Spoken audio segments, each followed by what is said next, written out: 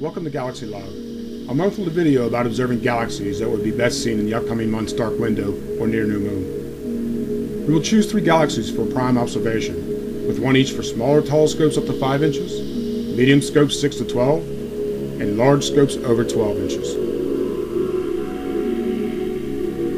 Galaxy observing can be the most challenging type of astronomical observing, but at the same time the most rewarding, which makes observing these grand islands of the universe the pinnacle of observational astronomy. As with many astronomical objects beyond our solar system, the darker the skies you observe in, the better. But you can still enjoy many galaxies from less than dark skies. In the video we will show an image of each galaxy and have its most common catalog number, constellation it resides, coordinates in right ascension and declination, magnitude, surface brightness, and size. We will discuss observing each galaxy and some tips to help you get the most from your telescope, eyepieces, sky conditions, and your eye. As with many things, galaxy observation can be subjective to each person, so what one person observes may not be seen by all. For there can be factors involved, such as quality of optics, sky conditions, and the individual eye. Galaxy observing can require some patience, skill, and yes, even practice. So let's head out to our first galaxy.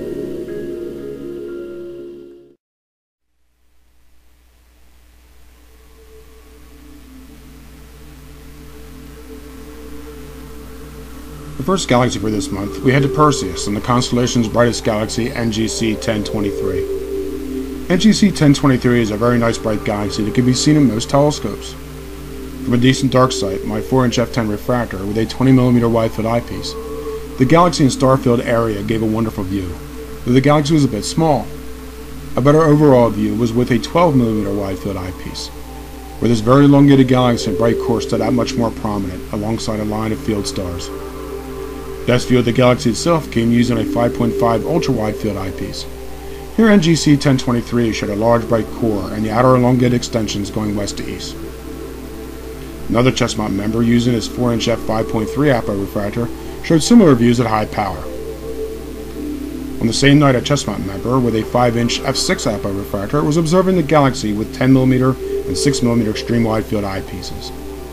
He reported the galaxy had a definite east-west extended glow, very intense toward the central stellar-like core, its bright extended cigar-shaped disk resting by an inclined row of 4 bright stars. This nice galaxy is a gem of the late fall and early winter nights.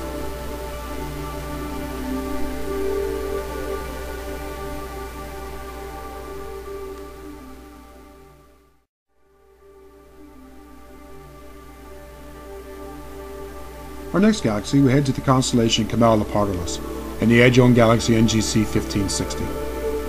NGC 1560 is a rather large but very low surface brightness edge-on galaxy, making it tough to see in smaller scopes. From a decent dark sight using my 6-inch f6.5 refractor and an 18mm ultra-wide field eyepiece, NGC 1560 is a faint large streak in a rich area of field stars. Best view of the galaxy came using a 10mm ultra-wide field eyepiece, though the galaxy was still a large ghostly streak tilted northeast to southwest. I observed the galaxy again a couple nights later from a darker sight, and this time with the 8-inch f9 refractor. In the larger scope, the galaxy was much brighter and showed more detail. Best view was with a 12mm wide field eyepiece, where the large edge-on showed great extension. Here the central part of the galaxy was more condensed and a bit of mottling. A faint star is just north of center of the galaxy.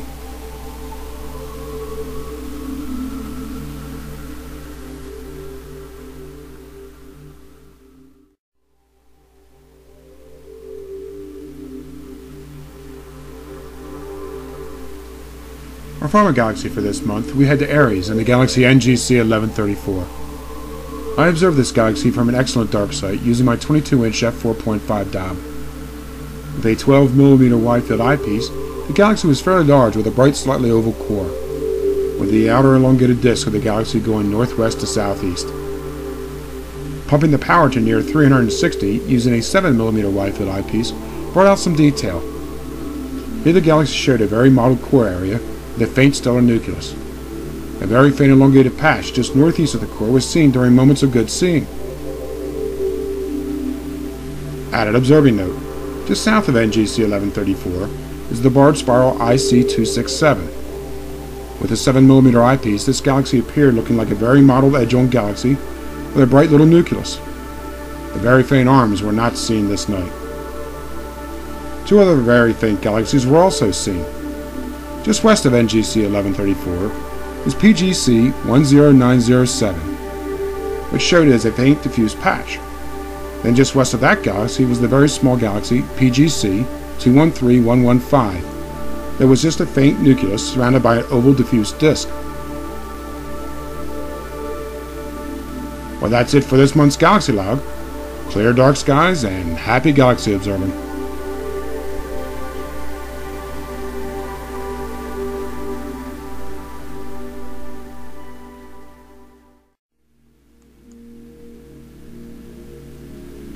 Galaxy Log is a production of Have a Stellar Birthday.